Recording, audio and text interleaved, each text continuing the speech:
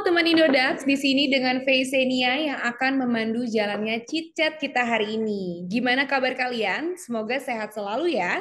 Selamat datang pada webinar Trading for Living, Tips Money Management untuk kaum mendang-mending.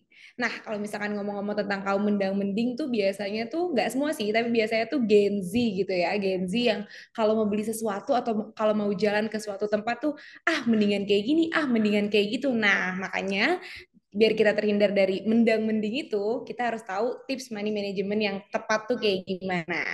Oke, V juga mau ingetin nih buat teman-teman Indodax semua, kalau di Indodax itu kita punya promo. Jadi promo campaign Indodax itu kan banyak banget nih. Salah satunya ada ajak kawan dapat cuan. Jadi kalian bisa dapat komisi 10% dan hadiah Rp500.000 hingga periode 31 Agustus. Nah, untuk info lebih lengkapnya kalian bisa ke Instagramnya Indodax atau seluruh sosial medianya Indodax gitu. Beli kripto? Ya, hanya di Indodax. Segera download di Play Store dan App Store kamu.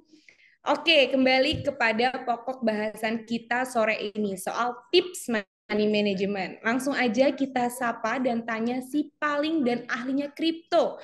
Langsung aja yang udah hadir bareng kita malam ini. Pertama ada most famous di para komunitas kripto, Kak Miki Marudut dari Mades Community. Lalu ada juga KOL kripto yang keren sekaligus founder dari World Setup, ada Mas Arjuna. Selanjutnya independent woman nih, yang paling cantik hari ini ada Kak Vita dari Cryptoscope. And last but not least, ada Kak Yoga, community specialist dari Indodax. Halo kakak-kakak semua, apa kabar sih nih? Halo, Halo, halo. apa kabar sih? Baik, baik, baik, baik, baik. Oke, nah tentunya nih selain para speakers kita hari ini, saya juga mau nyapa teman-teman crypto community yang udah bergabung bareng kita melalui online. Halo semuanya, yang belum nyalain kamera nih boleh dinyalain dulu kameranya. Siapa tahu dengan menyalakan kamera juga sekaligus menyalakan semangat kita untuk siap menyerap ilmu malam ini. Dan kalian juga jangan lupa untuk pasang backgroundnya ya biar kita seragam semuanya.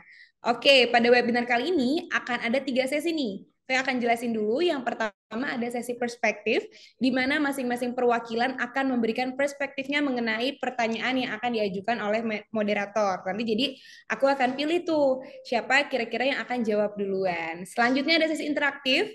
Nah, di sesi interaktif ini biasanya yang paling ditunggu-tunggu karena nanti para peserta webinar bisa bertanya langsung kepada para speakers, kepada para idolanya nih. Jadi selain bertanya nanti kalian juga bisa dapat hadiah sebesar Rp1 juta berbentuk USDT. Total hadiahnya ya untuk 5 orang pemenang dan akan dikirim ke wallet akun Indodax yang sudah terverifikasi. Jadi pastiin dulu kalian punya akun Indodax ya. Lalu di akhir sesi ini ada juga sesi closing statement. Jadi nanti kita akan meringkas pokok bahasan obrolan kita selama webinar dari masing-masing narasumber atau speakers. Oke, jadi itu dia ya.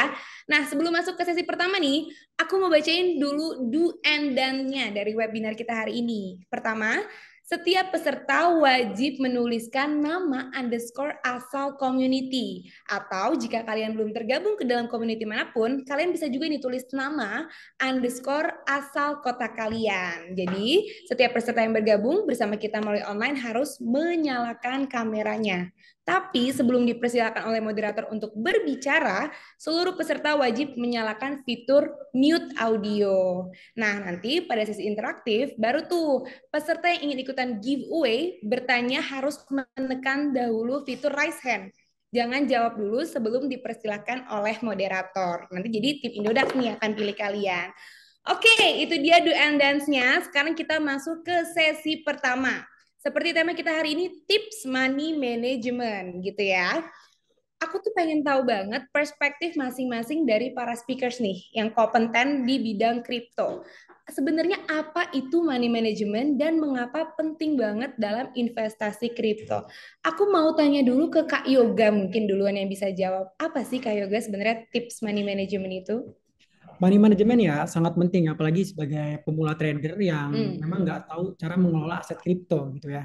Jadi mungkin karena kripto sangat volatile, kita sebagai trader ya lebih baik kita mendiverifikasikan ke beberapa aset yang kita beli. Jadi teman-teman jangan beli satu aset aja, tapi dibagi beberapa aset supaya bisa kelola investasinya dengan aman dan nyaman kayak gitu. Jadi biar nggak terganggu psikologis, apalagi kalian bisa kalau dia satu fokus aset ya, yang ada malah kena rungkat dan akhirnya kalian nggak ada yang amannya di aset yang lainnya juga. Jadi teman-teman kalau untuk money management itu wajib dikelola dan tentunya beli aset beberapa, jangan hanya satu aset saja. Seperti itu, Faye. Oke, jadi intinya pinter-pinter mengelola juga ya Kak Yoga ya. Kalau tips money management di dalam kripto tuh pinter-pinter mengelola gitu ya dari Kak Yoga ya. Yap. Oke deh. Kalau misalkan tadi Kak Yoga udah jawab, aku mau tanya yang paling cantik hari ini nih. Ada Kak Vita dari Cryptoscope. Kira-kira pandangannya apa sih tentang money management dan kenapa penting untuk investasi kripto nih Kak Vita? Oke. Eh, Menurut aku sih kalau money management itu merujuk pada cara mengatur aset finansial ya, terutama pada dalam investasi. Nah, kalau dalam investasi kripto ini mencakup alokasi modal di antara aset kripto, pengendalian risiko, dan juga waktu transaksinya. Kenapa sih penting nih kalau money management dalam investasi kripto? Pertama, kayak yang Mas juga tadi bilang, pasar kripto itu kan fluktuatif banget ya. Jadi pengelolaan keuangan itu bisa efektif mengurangi kerugian dan tingkat keuntungan juga. Terus abis itu melindungi modal awal dan menghindari kerugian besar.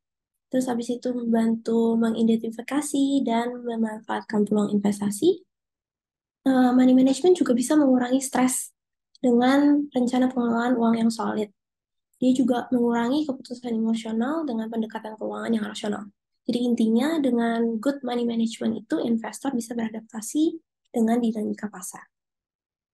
Keren banget. Jadi intinya kalau misalkan kita bisa ngatur money management kita, kita bisa melindungi modal awal dan mengurangi resiko. Sebenarnya gitu ya Kak. Jadi karena kita lebih hati-hati gitu. Oke, thank you Benar. banget nih Kak Fitani untuk jawabannya. Nah, selanjutnya aku mau nanya ke most favorite komunitas-komunitas kripto di Indonesia nih. Ada Kak Miki Marudut nih. Kak Miki apa sih tanggapannya Kak Miki tentang money management dan kenapa penting untuk investasi kripto Kak Miki? Oke. Oke, untuk money management ya, apalagi kan banyak banget nih yang teman-teman di sini mungkin baru mengenal kripto ya. Jadi money management itu tuh penting, apalagi kita mau lihat aset kita juga gitu. Jadi benar-benar kita harus kolaborasiin eh, tekniknya lebih ke fundamental kah, ke teknikal kah, atau ke psikologis kah, itu menurut aku tuh udah harus dapat dulu nih metode itu, tiga metode itu yang paling penting menurut aku ya kalau seandainya terjun di crypto ini. Dan manajemen itu balik lagi ya, kita harus lihat aset kita tuh yang kita ambil gitu harus dengan uang dingin atau uang yang tidak eh, menjadi resiko pada kebutuhan kita sehari-hari. Jadi contoh kalau seandainya memang misalnya ada salary kalian, nah itu bisa disisihkan salary kalian itu berapa persen untuk asetnya. Jadi benar-benar dana yang memang untuk diperuntukkan untuk aset yang benar-benar kalian tahu, dan balik lagi kalian juga harus tahu fundamentalnya nih dari aset kripto yang akan kalian beli gitu. Jadi benar-benar kalian harus harus amati dulu gitu, jangan sampai terjun FOMO, apalagi ya sekarang fear of missing out karena teman-teman kalian juga beli gitu. Nah, itu kita harus belajar dulu sebenarnya apa sih aset kripto yang kita beli, dan mungkin nggak sih kita bisa simpan dalam waktu yang sangat lama atau long term begitu sih. Dan metodenya juga balik lagi nih, kalian juga bisa diversifikasi dengan aset-aset yang lain. Misalnya contoh mungkin kan aset ada yang kripto tuh kan banyak kayak beragam. Ada yang bisa hedging, ada yang memang bisa short term, atau ada fenomena-fenomena baru di kripto. Nah, ini cenderung yang bisa dilihat nih fundamentalnya. Jadi mungkin kalau seandainya kita terjun nih, balik lagi kita harus lihat benar-benar marketnya seperti apa, dan market itu sangat volatile. Jadi kalian benar-benar harus lihat nih portofolio kalian yang ingin kalian beli untuk mencapai money management yang lebih baik gitu sih, Cafe. Benar banget, aku setuju banget. Karena kalau misalkan kita nggak lihat tentang pergerakan pasarnya gitu ya, Kak Miki, gimana kita mau ngatur keuangan kita gitu kan? Karena kan bisa aja kalau misalkan kita salah beli aset, malahnya jadi rugi gitu kan. Jadi kalau misalkan kita mau belajar tentang tips money management, ada baiknya juga kita harus kenal dulu technical analisisnya, TA-nya, atau fundamentalnya tentang aset yang akan kita beli gitu ya, Kak Miki ya. Guna CEO atau founder dari World Setup. Kalau menurut Kak Arjuna tuh gimana sih nih tentang tips money management dan kenapa penting untuk investasi kripto? Kak Arjuna, silakan. Oke, kayaknya Kak Arjuna juga masih terkait kendala teknis nih ya. Nah, kita tuh masih kepo banget nih. Apakah Kak Arjuna udah bisa tersambung bareng-bareng kita di sini? Halo Kak Arjuna. Oke, sepertinya belum nih ya. Nggak apa-apa, kalau kayak gitu kita next question dulu. Nanti mungkin Kak Arjuna sudah bisa bergabung sama kita di pertanyaan-pertanyaan selanjutnya gitu ya. Oke, kalau gitu aku pengen tanya dulu nih ke Kak Miki nih ya. Ke Kak Miki lagi. Gimana sih Kak Miki cara netapin tujuan keuangan dan resiko yang sesuai dalam investasi kripto nih? Menurut Kak Miki ini langkahnya tuh kayak gimana sih Kak? Oke, jadi kalau seandainya menentukan tujuan ya, eh, ini tuh berdasarkan risk and reward masing-masing ya, teman-teman. Jadi kalau seandainya profiling diri kalian, profiling dulu ya. Jadi sebenarnya kalian salary-nya range dari berapa sampai berapa, terus juga mungkin eh, kalian juga bagaimana cara untuk menyisihkan ya, lebih tepatnya menyisihkan bukan menyisakan ya. Jadi kalian dapat salary gitu, kalian menyisihkan 10 sampai 15% dari salary yang misalnya income yang kalian punya. Nah, nanti kalian bisa arahin nih tujuannya mau kemana. Apakah ingin long term kah atau short term kah gitu. Kalau seandainya short term kah, nah ini bisa diputar lagi nih teman-teman. Mungkin teman-teman juga bisa kalau seandainya yang mempunyai portofolio juga yang banyak gitu. Kalian juga bisa ngelihat blue chip yang lain, misalnya BTC, ETH atau digital currency yang lainnya atau kripto yang lainnya gitu yang kalian bisa masukin juga nih dalam list kalian. Nah, tapi untuk menentukan tujuannya juga, tujuannya tuh mau sampai mana, eh, mau berapa tahun, misalnya long term 5 sampai 10 tahun, short term itu 2 sampai 3 tahun atau balik lagi ya kalau seandainya emang udah profesional mungkin mau main scalping. Nah, ini mungkin di spot juga bisa dilihat tuh volatile-nya apakah marketnya lagi downtrend atau uptrend gitu. Itu juga bisa dilihat sih. Tentunya ini banyak sistematik juga yang bisa kalian lihat ya untuk tujuan atau pola dari kalian profiling diri sendiri kalian masing-masing gitu. Jadi nggak bisa kalian samain dengan teman kalian. Jadi bener-bener tuh risk dan reward orang tuh masing-masing berbeda. Dari segi salary aja sudah berbeda. Dari segi cara emosional kita aja udah nentuin udah berbeda juga. Terus juga dari segi kalian bisa baca teknikal atau tidak, nah itu juga berbeda. Mungkin eh, itu juga jadi pedoman ya buat kalian juga menentukan arah dan tujuan kalian untuk aset kripto ini sih. Begitu, Kafe. Oke, berarti startnya aja tuh semua orang tuh udah beda-beda. Artinya prosesnya tuh juga akan beda gitu ya Kak Miki ya. Jadi nggak bisa disamain semua terhadap start dan prosesnya gitu. Oke, kalau dari Kak Yoga nih. Kak Yoga tuh gimana caranya nentepin tujuan keuangan dan resiko yang sesuai dalam investasi kripto tuh kalau menurut Kak Yoga gimana nih? Tujuan untuk mengelola profil risiko ya. Ya balik lagi ke teman-teman, kita kan hidup kan berbeda-beda ya. Ada yang udah single, ada yang udah bernikah, kan itu profilnya berbeda-beda. Jadi kita sebagai trader tuh jangan membandingkan-bandingkan dari kita sama orang lain. Nah itu yang terpenting. Jadi kita bisa fokus dulu ke diri sendiri, perbaiki dulu, cari ilmunya, bangun relasi, investasi dari ke atas dulu, pelan-pelan, berproses.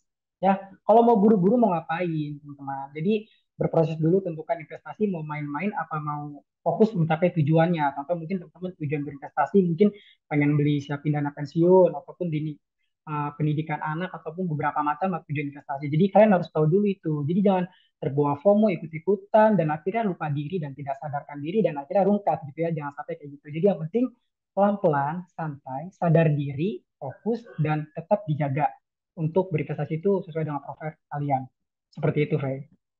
Oke, tapi kan tadi kan kita udah intinya jangan FOMO, jangan tamak gitu ya Kak Yoga. Tapi selain itu mungkin teman-teman nih yang untuk pemula nih yang mau gabung untuk investasi kripto tuh harus paham dulu tentang fundamentalnya. Itu penting banget dan setelah itu belajar tuh mulai mulai belajar tentang technical analisisnya. Jadi nggak sembarangan investasi aja, tapi itu juga harus didasari, harus dibekali dengan fundamental yang kuat gitu. Intinya dari Kak Yoga tadi itu. Oke, nah sekarang aku pengen tanya ke Kak Vita nih. Kalau menurut Kak Vita gimana nih Kak cara netapin tujuan keuangan dan resiko yang sesuai dalam investasi kripto menurut Kak Vita versinya Kak Vita gimana nih? Oke, sebelum launchar ke dunia kripto, lebih baik nanya diri sendiri dulu, pengen dapat apa sih? Mungkin untuk masa pensiun, mau beli rumah, atau ada tujuan lain. Nah, kalau udah tahu prioritas kita kemana, itu akan membantu dalam menentukan strategi investasi yang cocok. Nah, untuk menetapkan tujuan keuangan dalam investasi kripto itu harus lihat investasi kripto sebagai investasi jangka panjang. Terus tentukan juga presentase portfolio, misalnya mau 10%, 20%, atau 30% atau lebih. Terus juga tetapkan target keuntungan yang realistis, jangan yang melebihi dari itu atau yang nggak realistis. Untuk mengatur resiko dalam investasi kripto, itu harus mengenali toleransi resiko Anda, karena kan resiko masing-masing beda-beda ya.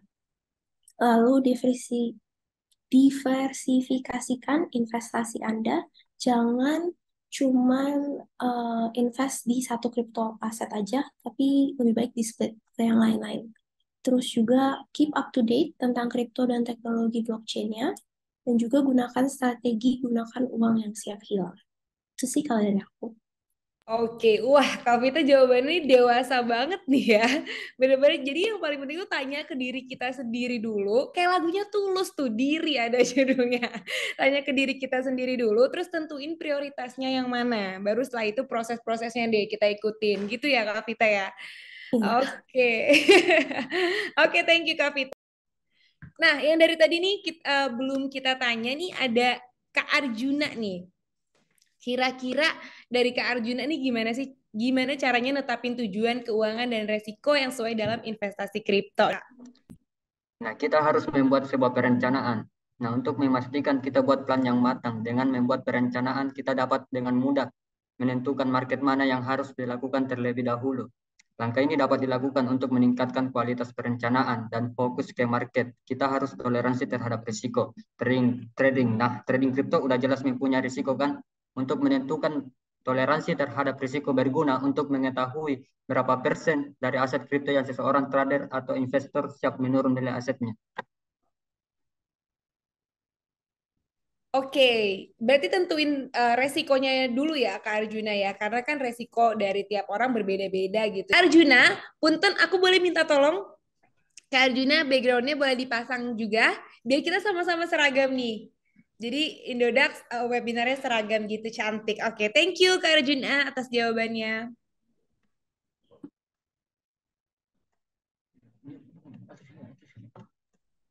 Oke, nah selanjutnya nih, tadi kan udah speaker sudah jawab tuh untuk pertanyaan yang menetapkan tujuan keuangan dan resiko yang sesuai dalam investasi kripto.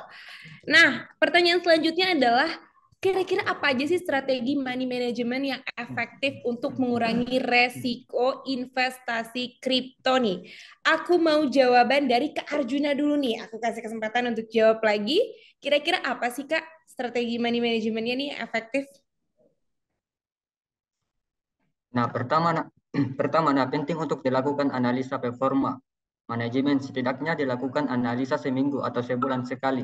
Kedua itu scalping. Dia kan salah satu dari day trading. Tujuannya memperoleh profit dari jual beli dalam jumlah besar. Strategi ini posisi opening yang sejalan dengan tren. Bisa dibilang sebagai strategi yang efektif. Setelah itu cek apakah strategi yang dibuat di awal berguna atau tidak. Kalau performa merasa kurang pas dengan tujuan investasi kita, harus evaluasi dulu sesuai dengan target. Untuk menggunakan strategi ini harus fokus dalam perencanaan awal dan jangan kebawa emosi yang membuat kita panik.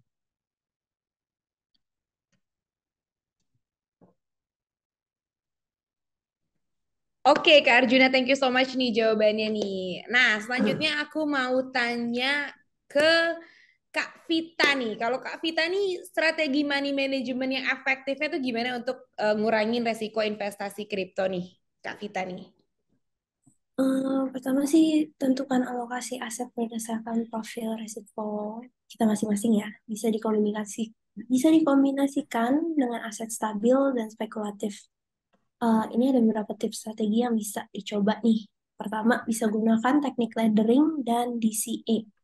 Laddering ini bersifat beli aset bertahap di berbagai harga. Nah, ini itu untuk mengejar untung yang jangka pendek. Kalau teknik DCA, dollar cost averaging, itu membeli aset rutin tapi dalam jumlah yang tetap. Ini itu biasanya memanfaatkan fluktuasi harga dan untuk jangka panjang.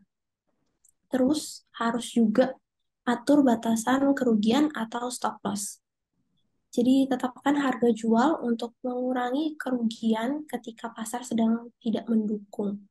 Siapkan juga uang cadangan. Nah, punya uang atau aset yang bisa dijual cepat itu bisa buat mengambil peluang atau menutupi kerugian.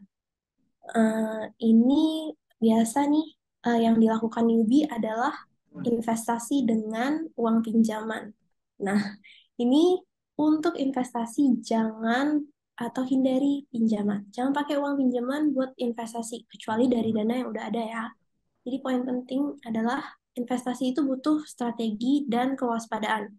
Jangan terlalu cepat terjebak dalam tren dan pertimbangkan resiko secara hati-hati. Itu sih. Bener banget, jangan pakai uang panas, sisipkan uang dingin gitu ya. Kita selalu kasih warning ke teman-teman semua, pakai uang dingin. Jadi nanti kalau misalkan ketika ada kerugian tuh nggak nyesek-nyesek banget gitu ya. Paling cuma puasa aja gitu. Oke, tadi kan Kak Vita kan sempat jawab nih ada layering sama DCA gitu ya, Kak Vita ya. Itu kira-kira koin yang bisa dibeli nih sama teman-teman newbie atau pemula nih, kira-kira tuh koinnya koin jenis apa nih Kak Vita yang kira-kira oke, Kak Vita lebih prefer ke koin micin kah atau koin-koin yang kayak BTC atau Ethereum gitu Kak Vita?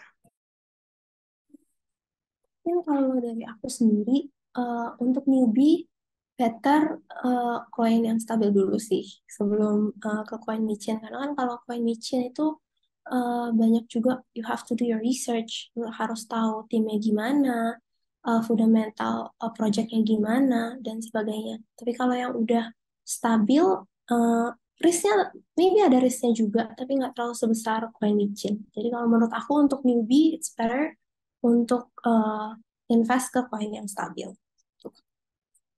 Oke, berarti harus pastiin dulu ya Kak Vita ya. Oke deh kalau kayak gitu. Aku selanjutnya mau tanya ke Kak Miki. Kalau dari pandangan Kak Miki ini gimana nih strategi money management yang efektif untuk ngurangin resiko investasi kripto tuh gimana sih Kak Miki? Ya, kalau kita investasi kripto, kita harus tahu profil yang aku tadi sebutin ya, risk and reward juga masing-masing. Cuman kalau seandainya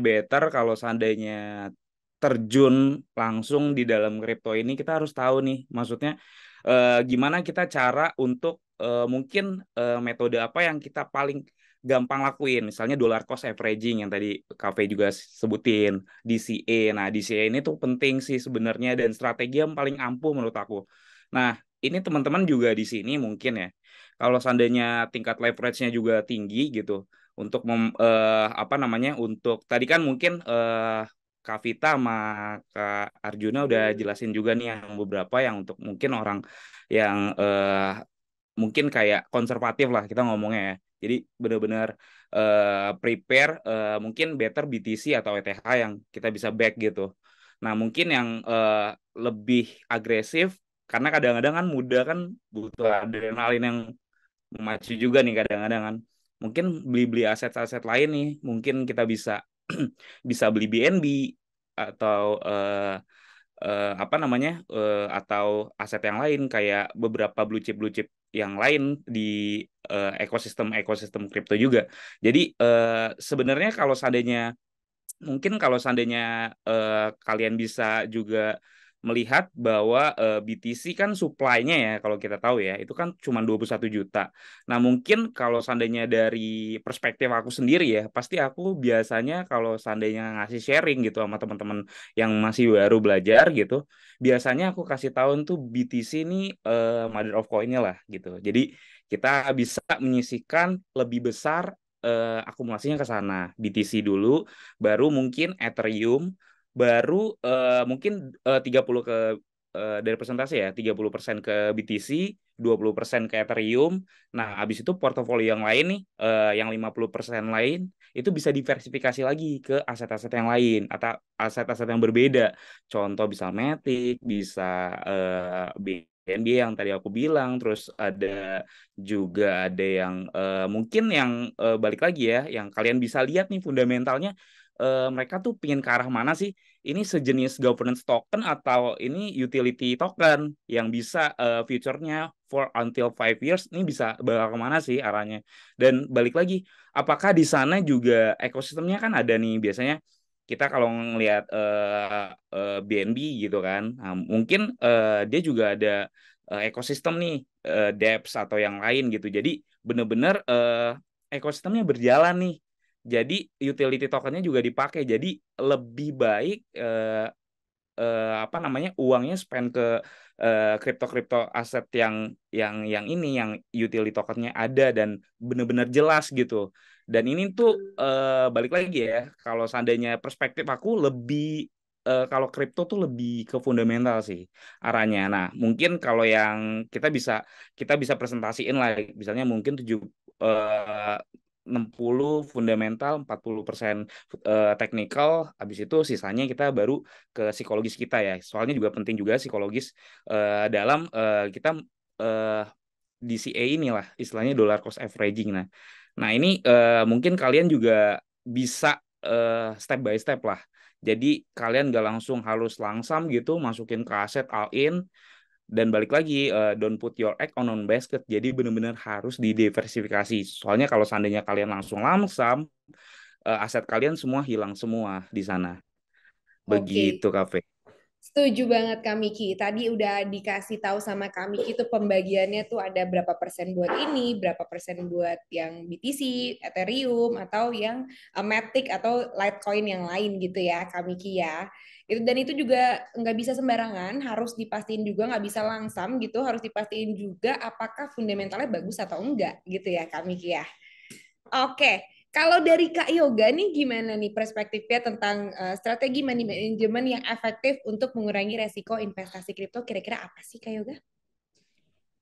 Oke, untuk strategi orang kan berbeda-beda ya teman-teman. Tapi mungkin yang kita bahas sebelumnya ya strategi untuk money management itu untuk kita dollar cost averaging, di mana kalian bisa membeli aset kripto setiap bulan. Contoh misalnya dari gaji 20%. Jadi terus-menerus kalian berinvestasi dengan aset yang kalian yakini, seperti mungkin Bitcoin kayak gitu kan. Nah, kalau misalnya teman-teman secara analisis teknikal nih belum bisa mendalami ya, atau membaca grafik kan. Nah, kalian bisa fokus untuk buat plan kalian dulu. Contoh, kalian punya modal 10 juta. Nah, targetnya itu kalian mau berapa persentase gitu. Karena kalian belum tahu titik yang dimana titik penjualan, contoh resisten ataupun kayak higher high. Nah, itu kan titik penjualan ya. Nah, kalau kalian belum tahu secara analis teknikal, kalian bisa fokus dari persentase targetnya aja dari modal kalian. Jika kalian seorang scalping, jika seorang kalian swing trade, jadi disesuaikan dulu dari persentase target kalian. Jadi kalau misalnya kalian running profit, soalnya kadang masih ragu buat dijual. Karena apa? Kalian nggak punya trading plan. Makanya harus dibuat dari persentase target masing-masing kalian dari modal. Ya, jadi nggak hanya beli, ternyata pas udah profit 10% balik lagi ke posisi beli gimana? Terbawa emosi. Jadi benar-benar kalian jangan ragu untuk take profit deh. Kayak gitu. Dan tepatnya dalam membeli aset kripto, saran saya kalian bisa membeli di jam 7 pagi aja deh. Kenapa? Karena itu pergantian candlestick yang dimana candle itu ya sudah terbentuk baru lagi candlenya. Contoh candle apa yang tepat untuk membeli? Kalian bisa membeli ketika candlenya hijau atau marboju. Ya, jadi kalian bisa membeli candle yang hijau aja itu simple banget. Karena itu tuh untuk lanjutan kenaikan lagi. Tapi kalau misalnya candle seperti doji atau hammer, yang dimana candle itu belum ada ketidakpastian di market. Jadi kalian harus melihat candle yang terbentuk valid full marboju atau candle hijau pada pergantian candle time frame daily atau jam 7 pagi waktu WIB. Ya, jadi tentukan target persentase kalian. Kalau kalian nggak ditentukan, kalian bakal bingung dan kalian nggak terarah gitu. Dan tetap untuk strategi ya seperti money management, kalian bisa pisahkan beberapa aset kripto untuk dibeli dan dollar cost averaging. Sesimpel itu teman-teman. Jadi untuk money management cuma dua itu aja rangkumnya, yaitu dollar cost averaging, dan yang kedua kalian bisa beli beberapa aset kripto yang kalian bisa investasikan. Kayak gitu, Faye. Oke, nah itu tuh tadi kayak Yoga bilang kan kita bisa beli di candle penuh gitu ya, candle penuh atau marble zubulis gitu ya. Dan itu candlenya tuh hijau warnanya. Dan kalau misalkan kalian ngelihat candle itu di jam 7 pagi, kalian bisa research dulu tuh, mungkin di setengah 7 pagi gitu kali ya Kak Yoga ya. Kita bisa research. Ada kendala teknis nih. Oke, berhubung masih inline dengan topik mengelola, gimana sih caranya mengelola portofolio kripto dengan bijaksana nih? Aku mau dari Kak Vita dulu yang jawab nih. Silakan Kak Vita. Manajemen portfolio kripto itu butuh wawasan, strategi yang konsisten, dan juga sadar resiko. Riset dalam-dalam dulu sebelum nambah aset kripto, jadi pahami dulu teknologinya, timnya, dan potensi pertumbuhannya. Jangan mengikuti tren, karena invest ke yang punya nilai dasar. Hindari juga beli saat harga tinggi cuma gara-gara berita atau gosip. Terus juga pakai wallet kripto yang bagus dan aman. Dan juga simpan di cold wallet untuk anti peretasnya. Rebalance portfolio rutin dan sesuai tujuan. Jadi jual kripto yang naik besar, beli yang berpotensi. Tetap tenang karena pasar kripto naik turun. Jadi jangan sering-sering cek portfolionya. Dunia kripto itu selalu berkembang. Jadi pahami perubahan dan tren baru biar bisa ambil keputusan yang tepat. Tuh. Oke, kalau misalkan kita sering cek-cek portofolio kan biasanya kan jadi fear gitu ya, jadi ada ketakutan gitu. Kita jadi punya ketakutan kayak, aduh kira-kira turun, kira-kira kita jual nggak ya nih? Kalau misalkan kita nggak jual, takutnya semakin turun gitu ya, Kak Vita ya. Jadi kalau misalkan emang mau investasinya jangka panjang ya, yang kita dalamin, yang kita kuasain adalah teknikalnya gitu. Kenapa dia turun? Siapa tahu kemungkinan ada bisa jadi dia naik lagi gitu kan di candle-nya gitu. Oke, kalau dari tadi kan udah Kak Vita udah jawab nih. Kalau dari Kak Miki gimana nih tanggapannya Kak Miki? Kan tadi masih inline tuh mengelola lagi. Ini gimana caranya mengelola portofolio kripto dengan bijaksana Kak Miki?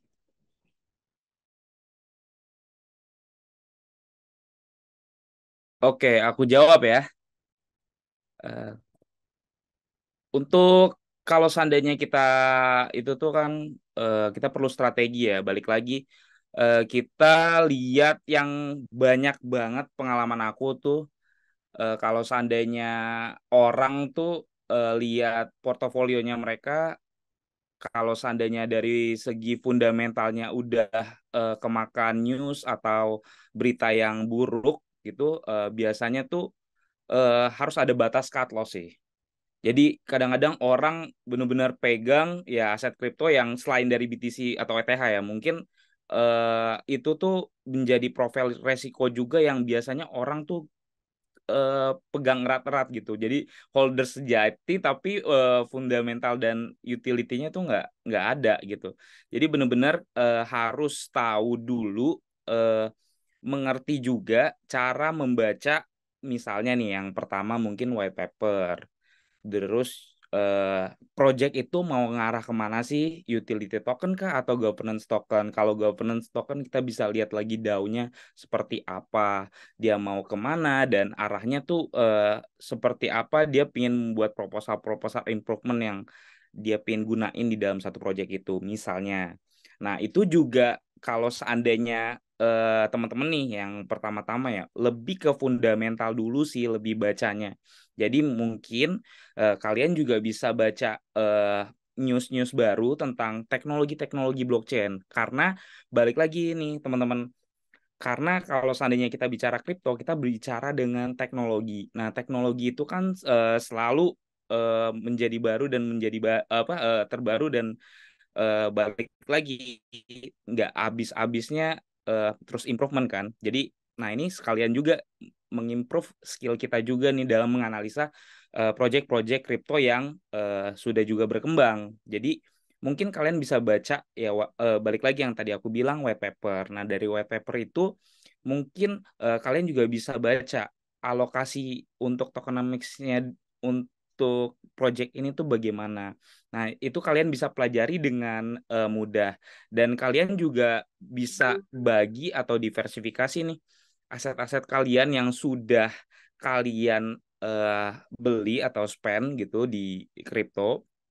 Kalian juga bisa lihat nih kalau seandainya mungkin di middle-nya nanti kalian bisa, kalau seandainya kalian sudah pintar, kalian bisa mencoba ekosistemnya mereka. Jadi kalau seandainya misalnya kita mau ke Ethereum, Ethereum itu kan banyak ekosistemnya besar dan kalian juga bisa nih kalian mau coba oh mungkin ke arah DeFi atau kemana. Nah itu mungkin ke advance-nya. Cuman kalau seandainya dari apa namanya dari awal kalau yang benar-benar awam dulu mungkin balik lagi ya di exchange inilah di Indodax ini kalian juga bisa lihat nih blue chip mana yang bisa kalian ambil dari 10 besar dari coin market cap. Kalian juga bisa lihat tuh di coin market cap juga ada dari market capitalnya, terus juga volumenya, volume trading hariannya. Nah, ini juga kalian juga bisa lihat nih koin-koin mana tuh yang benar-benar volume tradingnya besar dan sering dilakukan. Jadi kalau seandainya aktivitasnya banyak, semakin aktivitasnya banyak berarti koin itu sering digunakan atau sering menjadi jembatan untuk transaksi. Dan balik lagi, sebenarnya kripto ini kan menjembatani transaksi yang tadinya centralized menjadi decentralized begitu teman-teman. Begitu Kafe.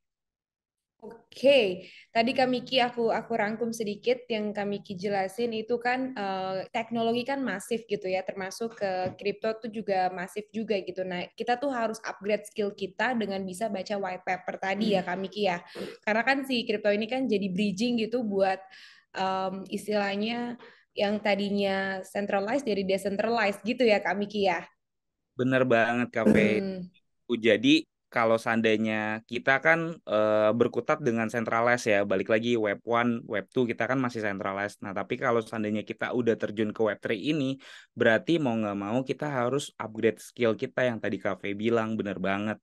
Itu bener-bener kita bisa nambah wawasan dan juga kalau seandainya kita ada wawasan baru, kita bisa sharing ke teman-teman juga. Begitu Cafe. Oke, Kak Miki keren banget jawabannya nih. Nah, sekarang nih aku mau tanya juga ke Kak Arjuna nih. Kan masih inline tuh tadi Kak Arjuna kan, kita topiknya mengelola gitu ya. Nah, kira-kira gimana nih kalau Kak Arjuna caranya mengelola portofolio dengan bijaksana nih Kak Arjuna? Oke, untuk mengelola portofolio, gue pribadi sendiri menentukan posisi dulu sebelum memulai trading kripto. Karena penting bagi kita mengejar diverifikasi portofolio untuk membangun pilihan aset yang secara konsisten, seimbang, dan terverifikasi dengan baik yang merupakan dua praktik utama untuk menjaga mental kita tetap sehat. Bisa kita saja rugi ketika berada dalam kondisi yang kurang kondusif. Oke, kira-kira atur posisinya tuh gimana nih kalau dari Kak Arjuna nih? Atur posisi untuk entry kah atau misalkan pasang stop loss atau gimana nih Kak Arjuna? Gue sih sering pasang di jam-jam pagi sih. Oke, mungkin tadi mirip-mirip ya sama Kak Yoga ya. Kalau Kak Yoga kan sering pasang jaringnya itu di jam 7 pagi tuh. Biasanya Kak Yoga research tadi ya. Kak Yoga bener ya Kak ya? Ya, betul, betul. Oke, thank you banget untuk jawabannya Kak Arjuna, Kak Yoga. Nah, ini pertanyaan selanjutnya itu nih tentang gimana sih caranya melakukan manajemen resiko ketika memilih platform atau bursa kripto untuk berinvestasi. Kira-kira baiknya tuh gimana? Karakternya harus seperti apa? Mungkin dari Kak Yoga dulu nih yang bisa jawab nih. Silakan Kak Yoga. Ya, yang jelas aman ya teman-teman kalau misalnya seperti kalian berinvestasi di suatu instrumen investasi dan aplikasi apakah udah terdaftar Bapepti apa belum gitu. Kalau misalnya kita udah tahu sejauh ini kan ada berita terkait dengan bursa kripto ya dan ini cukup positif buat kita semua ya karena baru pertama di dunia bursa kripto di Indonesia itu ada gitu. Jadi kita berinvestasi itu aman karena ada bursa kripto. Jadi kalian yang penting pilih platform yang jelas aja yang resmi. Kalau platform yang belum resmi di Indonesia yang ada nanti kalian kalau ada suatu kayak error ataupun dana-dana yang memang nyangkut atau apa takutnya kan terjadinya malah kalian nggak bisa balik lagi modalnya. Jadi berinvestasi sesuai dengan yang terdaftar di Bapepti untuk koin-koinnya, dan yang penting kalian bisa tahu dulu deh apakah itu aman atau tidak gitu. Jadi jangan coba-coba buat yang memang belum terdaftar, yang ada nanti ada resikonya juga buat kalian. Jadi yang aman-aman aja deh kayak gitu. Oke, pilihlah yang udah dinaungi sama Bapepti gitu ya. Pokoknya udah berdasarkan hukum, berlandaskan hukum, dinaungi regulasi juga gitu. Nah, kebetulan bener banget kayak Yoga kemarin kan kita punya bursa kripto yang baru aja launching gitu lah ya di Indonesia tanggal 17 Juli kemarin. Itu kan kayak membuat orang-orang yang tadinya mungkin skeptis sama kripto tuh jadi lebih percaya lagi karena ternyata itu kripto tuh diseriusin loh, ternyata dinaungi hukum juga loh, didasari hukum juga loh gitu. Setuju banget. Kalau misalkan kalian yang mau tahu lagi lebih jauhnya kira-kira bursa kripto atau exchange seperti apa sih yang kiranya oke buat berinvestasi, coba cek deh Indodax Academy. Bener nggak Kak Yoga? Betul. Betul kan? Beli kripto cuma di Indodax dong tentunya. Oke, lanjut ya. Aku mau tanya juga ke Kak Vita nih. Kalau Kak Vita gimana nih? Caranya memilih platform atau bursa kripto untuk berinvestasi, kira-kira karakter seperti apa sih yang Kak Vita cari?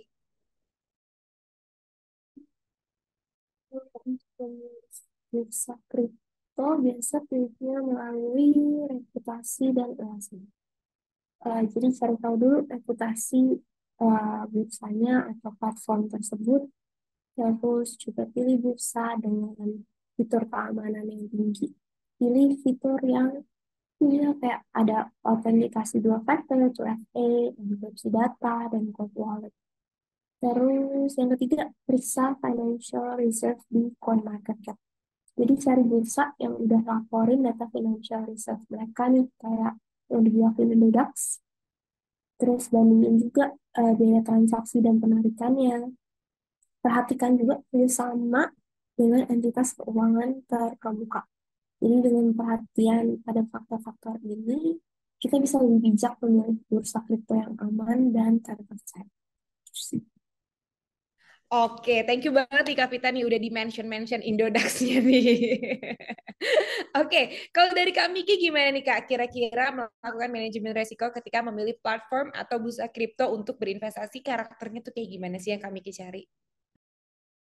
Ya, yang tadi sudah dibilang sama Bro Yoga juga ya tadi ya, bahwa mungkin kita harus melihat bahwa platform exchange itu harus ada Bapepti-nya, apakah dia sudah terdaftar apa namanya, balik lagi ya, eh, sudah ada regulasi juga dari pemerintah, terus juga mungkin itu kan ada listnya ya yang kita bisa cari mungkin di internet. Nah itu kan ada listnya, dan juga eh, balik lagi ya, kalau platform itu kan dari UI mungkin ya, dari UI-nya juga solid gak UI-nya, dan juga kita bisa lihat nih mana aplikasi yang benar-benar apa namanya, yang yang yang kita ngomongnya apa ya, mungkin fake ya, apa yang palsu ya. Nah juga Scam mungkin kali Kak, scam. ya ya lebih ke Hmm. scam kali ya, Hmm. maksudnya kayak bener-bener mereka juga bisa, kalau seandainya kita deposit tiba-tiba withdrawal nggak bisa nih. Nah itu mungkin kita harus berhati-hati, dan balik lagi teman-teman juga harus tahu bahwa kita juga eh, di sini, maksudnya di Indodax juga udah lama ya dalam apa namanya, eh, aku aja aku udah sign up tuh mungkin dari 2017 gitu ada data. Jadi bener-bener aku dulu sebelumnya kalau nggak salah bitcoin.co.id. Jadi Indodax tuh sebelumnya namanya itu, terus berubah jadi Indodax. Nah, dari Indodax ini aku, ya dulu kita juga ngelihat bahwa banyak juga aset-aset kripto yang benar-benar ada yang apa namanya, dulu nggak ada stable coin, sekarang udah ada stable coin. Nah ini juga jadi improvement juga nih buat Indodax. Jadi Indodax juga salah satu platform yang benar-benar kalian juga bisa percaya, begitu sih. Oke, intinya hindari platform-platform yang scam gitu lah ya Kak Miki ya. Benar pastinya harus banget. dinaungi dengan hukum dan dinaungi dengan regulasi juga Ya, gitu. benar. Oke, kalau dari Kak Arjuna gimana nih Kak Arjuna nih pendapatnya ketika memilih platform atau bursa kripto untuk berinvestasi, apa sih yang Kak Arjuna cari nih kira-kira? Nah, nah, untuk platform, ada banyak platform kripto. Jadi penting melakukan riset sebelum kita memilih platform. Dan sebaiknya kita memilih platform yang diawasi oleh Bapepti seperti kita gunakan ini, yaitu aplikasi Dodax, baik untuk berinvestasi. Oke, singkat, padat, jelas, riset, dan kalau misalkan udah tahu baik, langsung berinvestasi gitu ya Kak Arjuna ya. Salah Ya, satunya Kak. tadi Kak Arjuna bilang apa? Platform apa? Aplikasi Indodax baik untuk berinvestasi. Mantap. Thank you Kak Arjuna. Oke deh, kalau gitu kan tadi speaker sudah jawab nih. Ini pertanyaan terakhir nih, last question nih. Kira-kira gimana cara menghadapi situasi ketika hasil investasi kripto tidak sesuai dengan harapan dan gimana sih cara memperbaikinya gitu ya. Ini pertanyaan terakhir untuk sesi perspektif kali ini. Aku mau Kak Arjuna dulu nih yang jawab nih. Silakan Kak Arjuna. Nah, nilainya selalu berubah-ubah. Hal ini diperkuat oleh fakta bahwa pasar mata uang kripto diperdagangkan 24 jam. Saat kita menambahkan aset ke portofolio kita, terutama market cepat berubah. Tipsnya itu kita membutuhkan waktu yang banyak untuk mengelola aset kripto kita dan jangan lupa pasang stop loss. Membutuhkan waktu yang banyak untuk riset aset kripto apa yang akan kita beli. Jangan lupa pasang stop loss gitu ya. Jangan terlalu gampang Ya, percaya gitu kayak kira-kira ini kita udah TA kita nih menurut kita kayak gini, tapi belum tentu itu harganya nggak fluktuatif gitu ya Kak Arjuna ya. iya Kak. Oke, kalau gitu setelah ini aku mau tanya ke Kak Vita juga nih, gimana menghadapi situasi ketika hasil investasi kripto tidak sesuai dengan harapan nih, Kak Vita. Silakan Kak Vita. Kalau biasa dalam investasi emang terkadang hasil nggak sesuai ekspektasi. Jadi eh, banyak-banyak lakuin introspeksi, cari penyebab kerugiannya, apakah analisisnya salah, keputusan emosional kah, atau faktor eksternal kayak berita atau regulasi yang nggak terduga. Terus hindarin juga keputusan emosional. Jangan tergoda jual semua karena panik. Keputusan emosional itu yang biasanya bikin kerugian malah lebih besar. Jadi tenangkan diri dulu sebelum menentukan mau jual atau mau beli. Terus Menarik. juga pertimbangkan jangka panjang. Karena pasar kripto volatile, kalau yakin sama suatu aset jangka panjang, pertimbangkan untuk nahan dulu meskipun ruginya sebentar. Itu sih. Oke, menarik banget nih tadi Kak Vita bilang kan cari penyebab kerugiannya terus emosional tuh berpengaruh banget nih. Kalau menurut Kak Vita tuh kenapa sih emosional berpengaruh banget terhadap kerugian yang kita dapat Kak Vita? Biasa itu biasa kalau kita lagi emosi terus kita ngeliat misalnya market turun nih pasti langsung mau cepet-cepet jual atau mau lagi turun nih mau cepet-cepet beli itu biasa kayak gitu jadi better untuk eh, jangan mengikuti emosional atau berita atau gosip yang di luar lebih ke kita pastiin aja dulu ke diri sendiri apakah kita percaya sama aset ini atau enggak kalau emang percaya ya kita tahan dulu deh walaupun rugi nih sekarang siapa tahu nanti naik lagi tuh. Thank you Kak Vita. Oke, selanjutnya Kak Yoga nih. Coba kira-kira apa nih Kak Yoga ketika menghadapi situasi hasil investasi kripto yang nggak sesuai sama ekspektasi Kak Yoga? Kalau nggak sesuai ekspektasi, berarti kalian lebih berhalusinasi di investasi, ternyata pengen mendapatkan untung kan. Jadi ya jangan berhalu dengan aset investasi bahwa pengen cepat kaya gitu ya. Jadi kalian bisa pelan-pelan aja buat belajar. Kalau nggak sesuai ekspektasi ya udah kalian nikmatin aja prosesnya. Jadi jangan jangan buru-buru. Kalau nggak sesuai ekspektasi emosional dan itulah. Jadi kalau misalnya kita kebanyakan harapan nanti sakit hati ya. Jadi yang banyak-banyak harapan dihindari dulu aja, tapi berproses dulu dan kita banyak yakin backtest dulu dari investasi kripto ini. Seperti itu, Faye. Oke, Kak Yoga, thank you. Nah, ya, untuk menutup sesi perspektif kita hari ini, aku mau Kak Miki nih jawab nih pertanyaan aku. Gimana menghadapi situasi ketika hasil investasi kripto nggak sesuai sama ekspektasinya Kak Miki nih, Kak? Kira-kira boleh singkat aja, Kak. Silakan.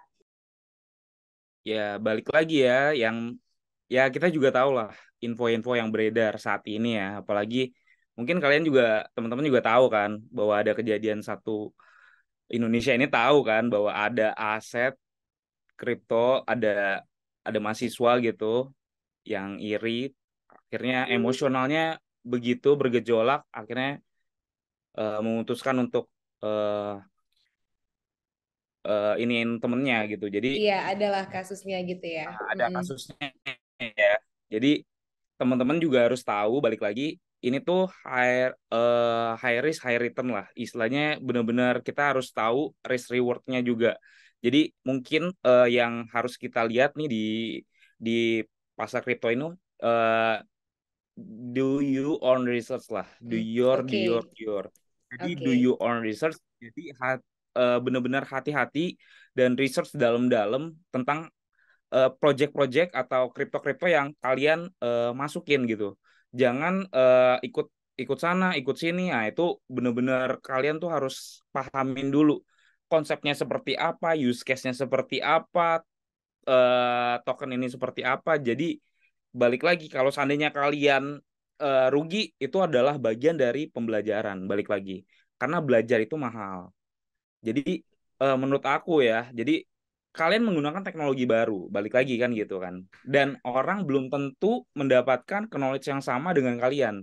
Jadinya kalian harus eh, ya balik lagi bayar mahal kerugian itu dengan knowledge yang kalian bisa dapetin. Dari situ bisa belajar nih bahwa apa aja sih yang perlu kalian perhatiin, belajar dari yang kerugian kemarin, apa aja sih yang harus dianalisa lagi, apa aja yang harus jadi prioritas, apa aja sih yang kalian harus butuhin gitu. Misalnya mungkin kalian yang benar-benar baru terjun bisa di list mana-mana aja nih token-token yang mungkin buy on news gitulah, balik lagi. Oke. Mungkin Oke. gitu. Nah, terus juga ada juga yang mungkin long term seperti BTC, Ethereum gitu-gitu yang benar-benar ekosistemnya juga setiap hari dipakai dan volume tradingnya tuh besar.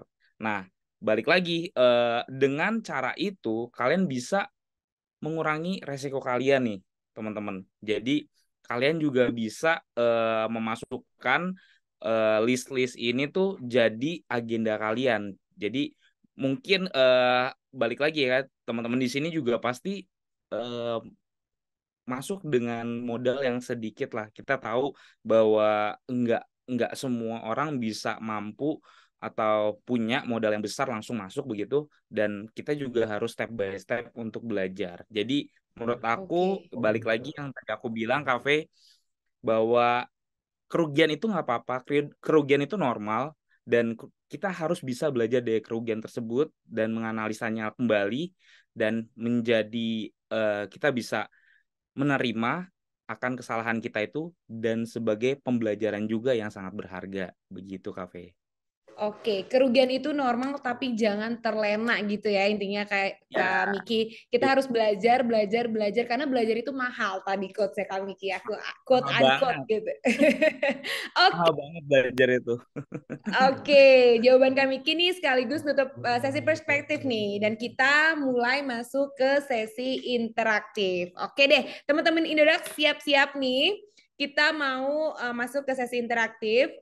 Kalau misalkan kalian mau dapat hadiah, cara gampang tinggal klik fitur raise hand. Setelah itu V akan pilih nih kira-kira siapa yang berkesempatan untuk mengajukan pertanyaan. Jangan lupa pertanyaannya harus sesuai tema webinar hari ini, yaitu Trading for Living, Tips Money Management untuk kaum mendang-mending. Oke, nah sekarang aku langsung pilih aja ya. Pilih yang berkesempatan untuk bertanya dan dapat hadiah itu ada pertama siapa nih kira-kira? Oh ada Syarif Hidayat Bogor nih. Halo Kak Syarif. Halo Kak Syarif. Kak Syarif, halo.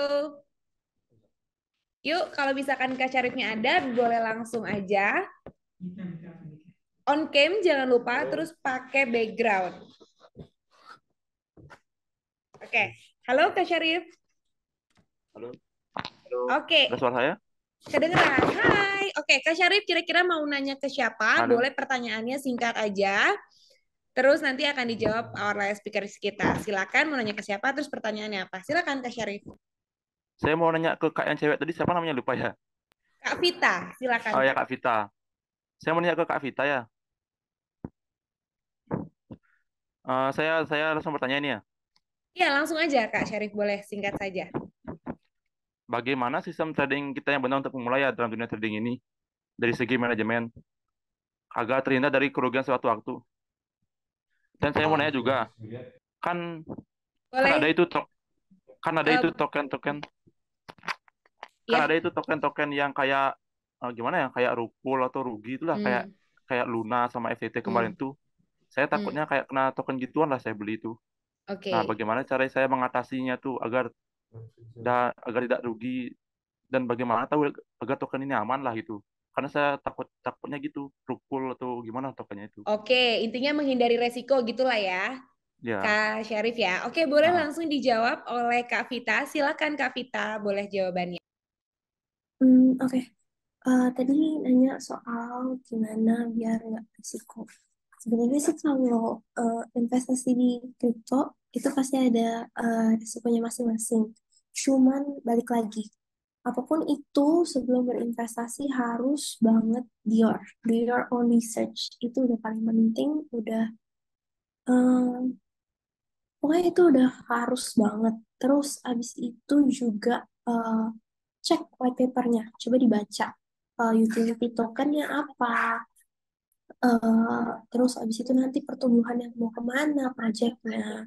Terus juga selain itu cek juga komunitasnya. Biasa apakah komunitasnya gede, apakah bagus, terus apa sih yang mereka bahas di dalam situ. Itu sih biasa kalau untuk investasi awal ya, untuk mengurangi risiko itu dari situ. Oke, intinya tetap aja Dior, terus pahami fundamentalnya, jangan gampang nyerah dan tetap belajar. Nah, kalau mau belajar, boleh banget langsung aja ketik Indodax Academy itu di sana ada semua pembelajarannya, gitu ya. Oke, dan untuk Mas Syarif nih selamat karena berhak mendapatkan Rp200.000 dalam bentuk USDT. Kamu bisa langsung nih tulis di kolom komen nama kamu, terus email Indodax dan username Indodax juga. Nanti akan ada tim dari Indodax yang menghubungi kamu ya untuk tata cara hadiahnya itu kayak gimana sih. Oke deh, kalau gitu aku mau pilih lagi untuk peserta webinar kedua yang berkesempatan dapat hadiah itu ada Melvin Jordan dari Travesting. Halo Kak Melvin, ini kan tadi Kak Vita udah diajukan pertanyaan ya, berarti pertanyaannya untuk Kak Yoga, Kak Miki, dan Kak Arjuna. Halo Kak Melvin. Halo Kak Melvin. Halo Kak. Oke Kak Melvin. Kak Melvin kira-kira mau nanya ke siapa nih? Kak Yoga, Kak Arjuna, atau eh, Kak Miki? Kak Melvin, silahkan pertanyaannya. Jadi pertanyaan ini saya akan tujukan untuk Kak Yoga. Silakan. Oke, Kak Yoga. Jadi saya pengen nanya nih, sejauh ini kan kalau saya lihat banyak orang yang saling beradu-adu gitu, memamerkan metode trading terbaik mereka. Entah itu metode A, B, C, dan sebagainya lah gitu. Padahal kan belum tentu gitu, money manajemennya itu berjalan dengan baik. Bahkan parahnya ini ada yang all in dan ketika profit itu dipamerkan dan bikin kelas trading gitu loh. Nah, dari kasus ini saya pengen nanya nih, sebenarnya mana sih yang seharusnya lebih dulu dimatengin gitu? Metode trading atau money management? Sekian, terima kasih. Baik, kalau untuk yang dimakan ini ya tentu money management dulu ya. Jadi kalau kita misalnya mau berinvestasi, terus ya harus ada modalnya juga. Kalau misalnya kita nggak ada modal, buat apa kita investasi kalau nggak ada modalnya gitu ya. Nah kalau misalnya ada yang pamer-pamer seperti itu ya, kalian hanya jadi motivasi aja. Cuman jangan sampai kalian terbawa terbawa FOMO juga dengan running atau profitnya mereka gitu. Jadi lebih baiknya Bro Melvin tetap riset aja. Jadi ambil ilmunya aja, tapi jangan terbawa FOMO, pelan-pelan aja. Yang terpenting dalam mengatasi hal tersebut, ya itu tetap Dior. Kalau kita nggak Dior, kita gampang dimanipulasi pikiran kita. Jadi kita gampang terpercaya sama orang dengan mudah. Nah, jadi tetap Dior, jangan ambil semuanya dari hasil profitnya. Jadi tapi kita jadi ambil pembelajaran aja. Kayak gitu sih Bro Martin. Oke deh, thank you Kak Yoga udah jawab. Selamat buat Kak Melvin, berhak mendapatkan Rp200.000 dalam bentuk USDT. Kamu juga bisa langsung tulis di DM ya, di DM Google Chat ini, nama, terus email Indodax, dan oh ya, di DM Zoom kita kali ini, kamu bisa tulis nama, terus username Indodax, dan email Indodaxnya juga. Selamat sekali lagi. Oke, aku mau pilih lagi untuk yang berhak menanya ketiga nih. Yang terpilih adalah Lucy. Halo Kak Lucy, kira-kira mau nanya ke siapa nih antara Kak Miki dan Kak Arjuna nih? Boleh langsung on cam dan kira-kira apa pertanyaannya? Kakak boleh nggak on cam nggak? Oke. Boleh lanjut aja. Tapi nanti mungkin nextnya untuk teman-teman yang terpilih on cam ya. Makasih Kak Faye.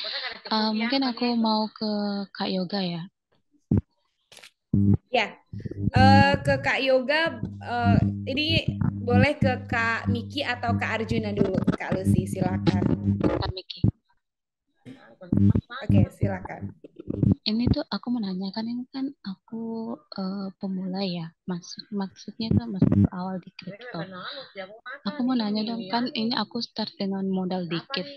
Ini aku lebih baik beli yang langsung kayak sekelas Bitcoin atau Ethereum, atau ke coin machine dulu nih untuk sekedar kayak coba-coba gitu. Karena kan kita tahu nih kalau coin machine kan, let's say coin machine harganya tuh lebih murah, and then itu untuk perhitungannya kayak contoh nih kayak di apa ya kemarin AOA, no, ya AOA kan harganya contohnya di 2 ya, kalau dia ini naik di 4 tuh lebih gampang gitu hitungnya untuk profit. Sedangkan kalau beli Bitcoin and then hanya dengan modal let's say 1 juta, itu kayak perhitungannya untuk aku pribadi yang pemula itu mama jangan ribut.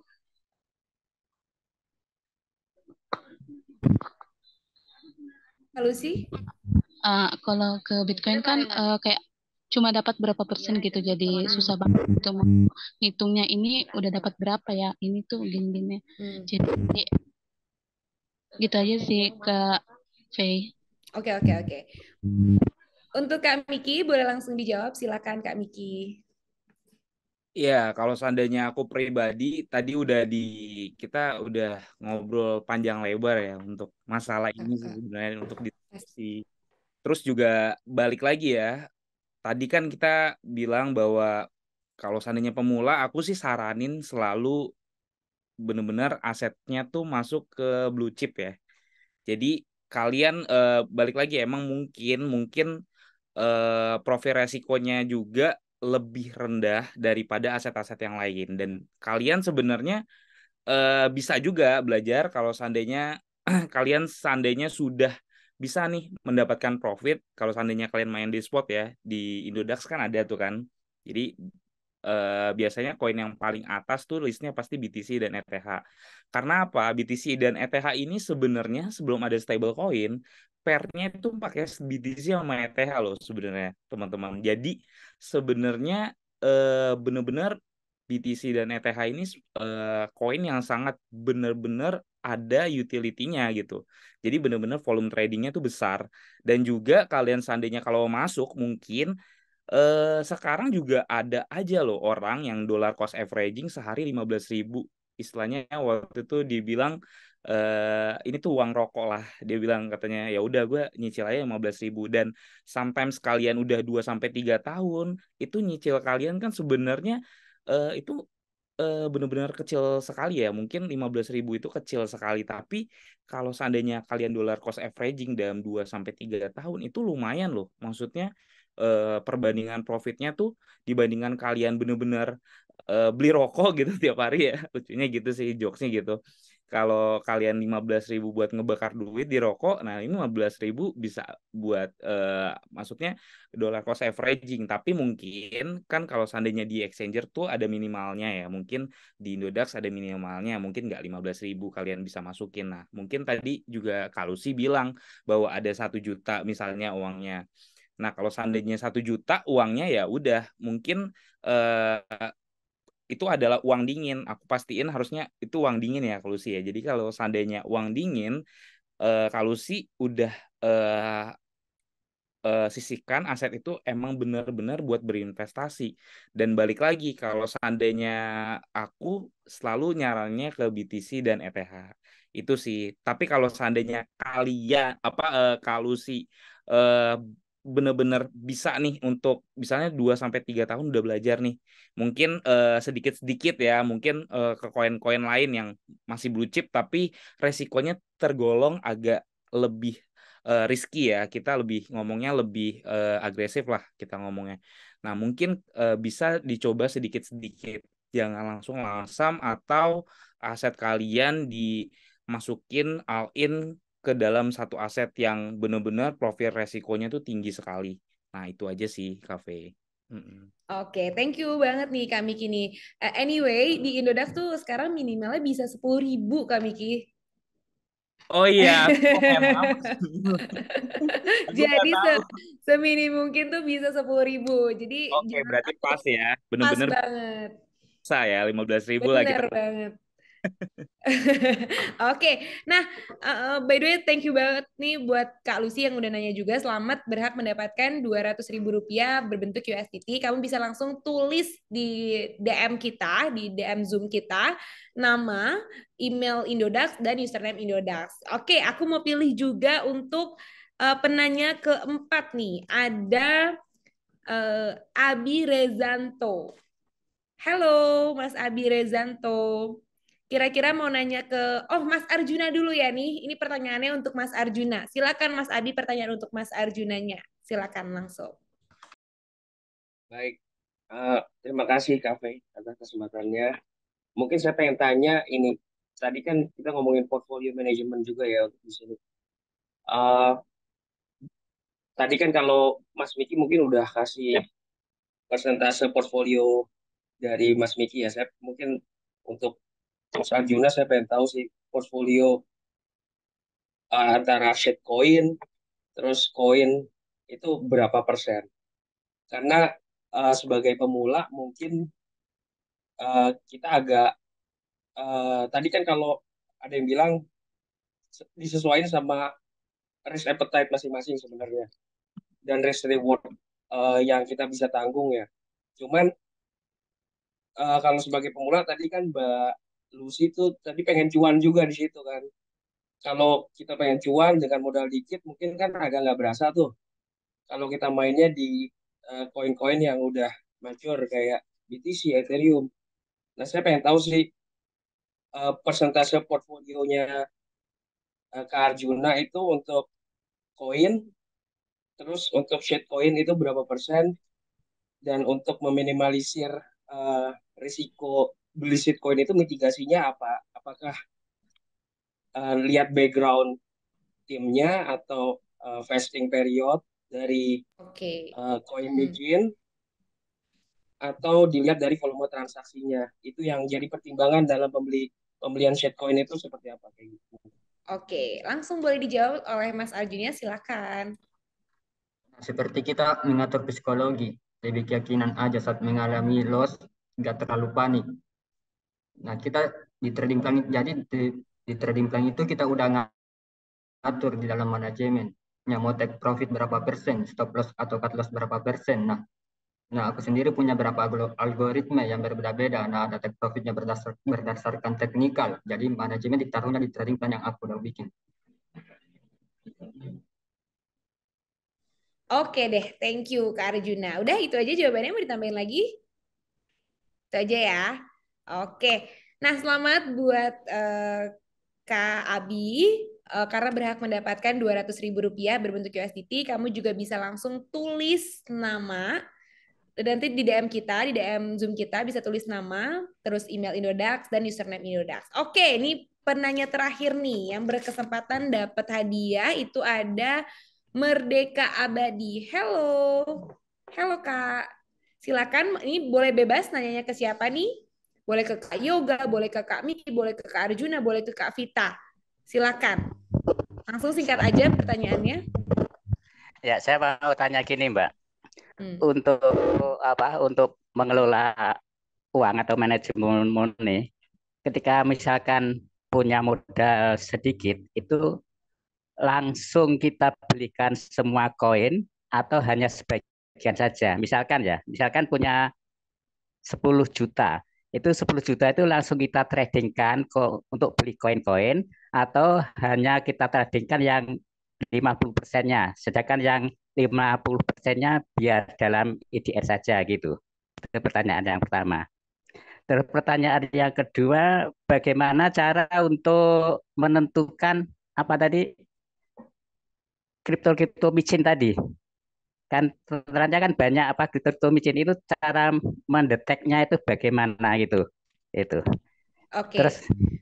ketiga, pertanyaan yang terakhir, bagaimanakah perkembangan dari koin Shiba Inu?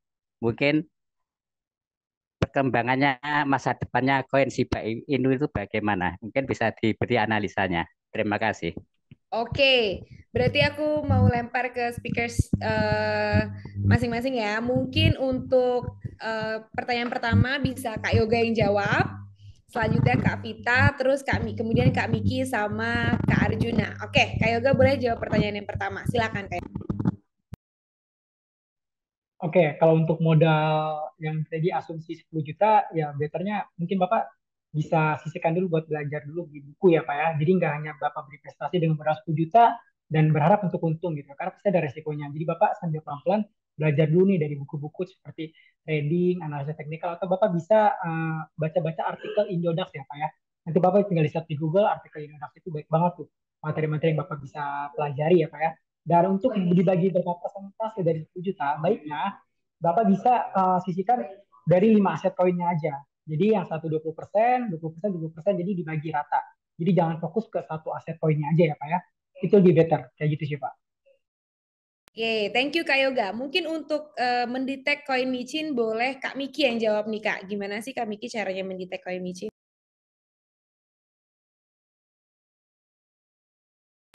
Halo Kak Miki. Ya, untuk mendeteksi koin micin ya sebenarnya banyak sih sebenarnya, mungkin ada tools-tools tapi bisa di search di internet ya. Jadi memang kalau seandainya kita lihat dari white papernya, biasanya token micin itu jumlah circulation supply-nya itu besar sekali. Terus juga dari tokenomics itu tuh benar-benar emang buat balik lagi ya. Sebenarnya micin ini kan meme coin. Jadi benar-benar dibuat sebenarnya buat sebagai lucu-lucuan aja sebenarnya awalnya ya. Itu kan waktu itu menurut aku yang pertama kali itu kan buat Doge ya. Doge itu dia emang sebenarnya buat buat digunakan untuk membeli merchandise sebenarnya. Anjing-anjing itu karena ruang lingkupnya emang environmentnya tuh buat apa namanya pecinta anjing-anjing itu. Jadi bisa beli merchandise dengan token Doge. Nah, sebenarnya ini juga proof of work ya sebenarnya Doge itu, jadi bisa di mining sebenarnya. Nah, tapi mungkin balik lagi nih, mungkin waktu itu sempat digoreng jadi ada influencer lah, kita ngomongnya Elon Musk ya. Jadi waktu itu nah akhirnya digoreng dan menyebabkan apa? Jadi mempom-pom harganya tersebut jadi naik benar-benar berapa ratus kali lipat. Jadi benar-benar koin-koin yang lain yang meme-meme juga karena mereka lihat Doge bisa seperti itu, akhirnya benar-benar banyak tuh yang membuat juga seperti itu. Jadi aku pikir sih kalau seandainya mendeteksi koin micin ya balik lagi ya, kita ngelihat dari fundamentalnya dulu ya, ya lebih ke lucu-lucuan aja sih jadinya tradingnya gitu kan.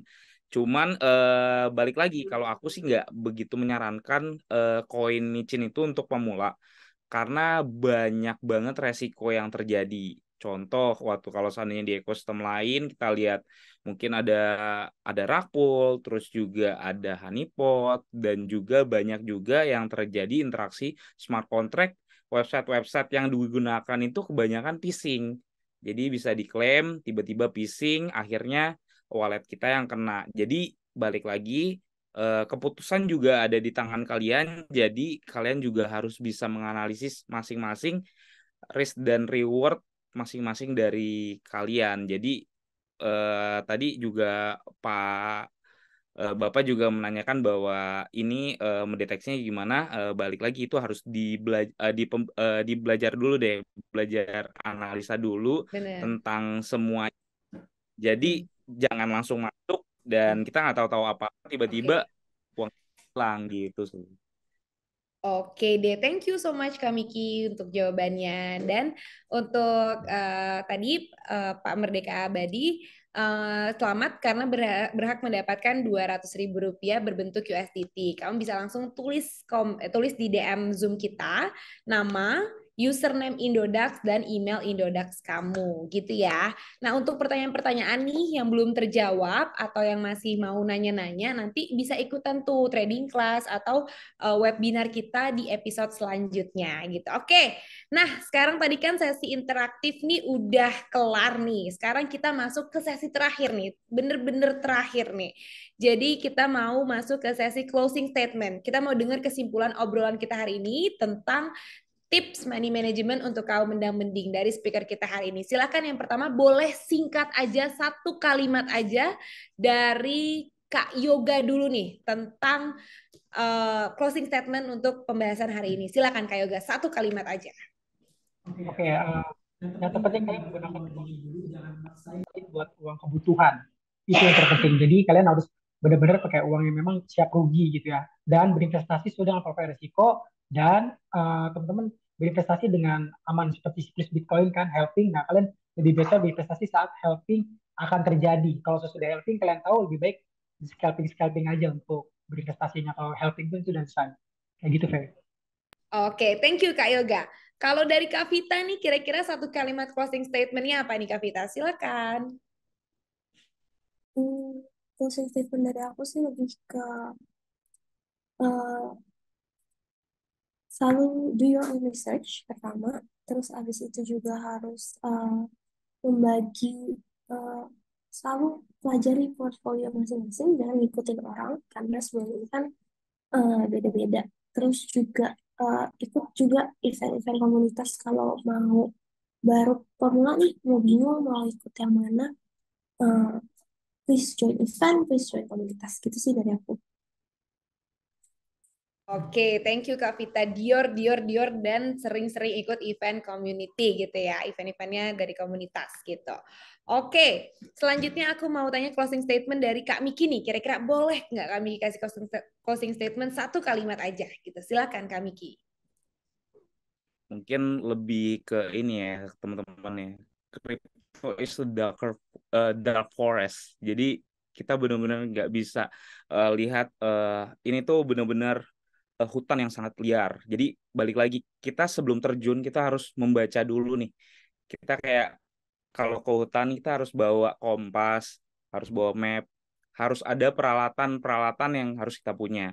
Jadi benar-benar kita harus buy on fundamental juga. Sebenarnya lebih tepatnya lebih ke arah sana ya. Jadinya benar-benar do your own research, benar-benar hati-hati, step by step belajarnya dan balik lagi untuk kalian don't put your egg on one basket. Jadi benar-benar kalian tuh diversifikasi aset-aset yang kalian bisa beli gitu. Jadi jangan sampai all in ke satu aset yang benar-benar kalian juga nggak tahu dan kalian nggak pahamin. Begitu sih Kak Fei.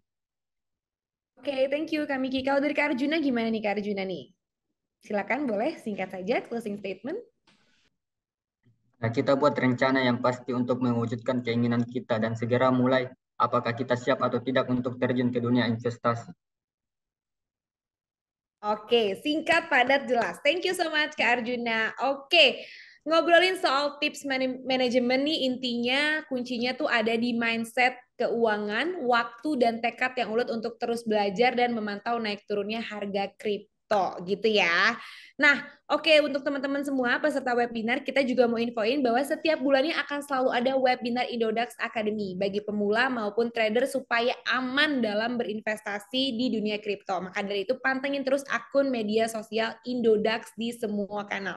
Nah, sebelum webinar kita berakhir, aku mau izin dulu, kita boleh nyalain kameranya dulu teman-teman, karena kita mau sesi foto bersama dulu nih. Oke, boleh dinyalain dulu kameranya? Aku hitung ya. Senyum, siapin senyum terbaiknya. Kita foto bareng-bareng dulu. 1, 2, 3. Sekali lagi. 1, 2, 3. Oke, kalau gitu kita akhiri webinar kita hari ini. Bagi teman-teman Indodax yang belum gabung ke Telegram kita, mau belajar lebih dalam lagi soal kripto, bisa banget gabung @Indodaxroom biar aset masa depan kamu makin cuan. Oke, thank you so much nih untuk kakak-kakak yang udah hadir, kakak-kakak para speakers, ada Kak Yoga, Kak Miki, Kak Arjuna, Kak Vita. Semoga bisa ketemu lagi di lain kesempatan. Dan ini obrolan kita hari ini tuh isinya tuh daging semua nih. Oke, untuk peserta webinar juga makasih yang udah tergabung via online. Semoga cuan senantiasa di portofolio kita. Akhir kata, Faye Senia sign out. Kalau pepatah bilang tak kenal maka tak sayang, kalau di sini tak kenal maka tak cuan. Oke, bye. Sampai ketemu lagi di webinar selanjutnya.